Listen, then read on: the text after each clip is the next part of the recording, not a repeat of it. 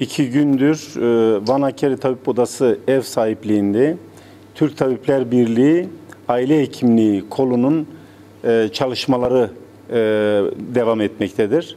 Aile hekimlerimiz buradaki toplantıda aile hekimlerinin sorunlarını ve aynı zamanda sahada aile hekimlerinin bu sorunların çözüm yollarıyla ilgili konuları tartıştılar. Aynı zamanda halkın sağlığa nasıl kolay erişebilmesi, aile hekimliği düzeyinde nasıl erişebilecekleri konusunda çeşitli iyileştirici öneriler getirdiler. Bu çalışmalar burada devam etmektedir.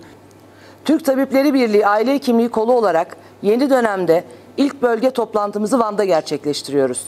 Van ve Hakkari illerinde birinci basamak sağlık hizmetlerini yerinde görmek, aile sağlığı çalışanları ve yerel sağlık idarecileriyle çalıştıkları mekanlarda görüşmeye çalıştık.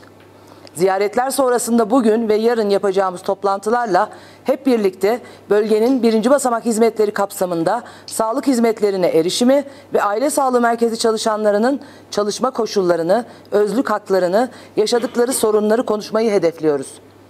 Van ve Hakkari Tabip Odası ev sahipliğinde 21, 22, 23 Ekim günlerinde Van ve Hakkari'de yaptığımız ziyaretler, buluşma öncesi yaptığımız hazırlıklar, anketler, görüşmelerle birlikte 2 gün yapacağımız değerlendirme toplantılarının sonuçlarını önümüzdeki günlerde kamuoyu ile paylaşacağımızı bildirmek istiyoruz.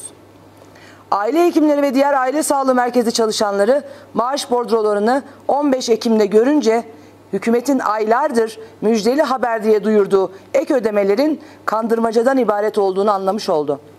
Aile hekimlerine destek ödemesini Anayasa Mahkemesi'nin iptal ettiği ceza puanları koşuluna bağlayıp teşvik ödemelerini yapılan muayene sayısına dayanılarak yapılması bir yana toplamda yapılan ek ödemenin enflasyonun çok gerisinde olması, vergi kesintilerinin yüksekliği çalışanların beklentilerinin epey gerisinde olduğu anlaşılmıştır.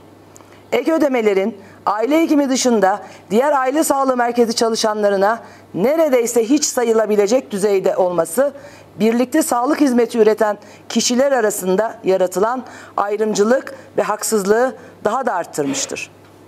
Aile hekimlerinin emeği ve çabası değersizleştirilerek koşullara bağlanan kamuoyunda ek ücret artışı adı altında yaratılan algının yanıltıcı olduğunu, aldatmaca içerdiğini ilan ediyoruz. Türk Tabipleri Birliği olarak 25 Ağustos 2022 tarihinde yayınlanan Aile Hekimliği Ek Ödeme Yönetmeliğinin başta ceza puanları koşullarına bağlanan destek ödeme maddesi olmak üzere yönetmeliği yargıya taşıdığımızı, haksız ve hukuksuz dayatmalara karşı fiili mücadele yanında hukuki itirazlarımızı da sürdüreceğiz.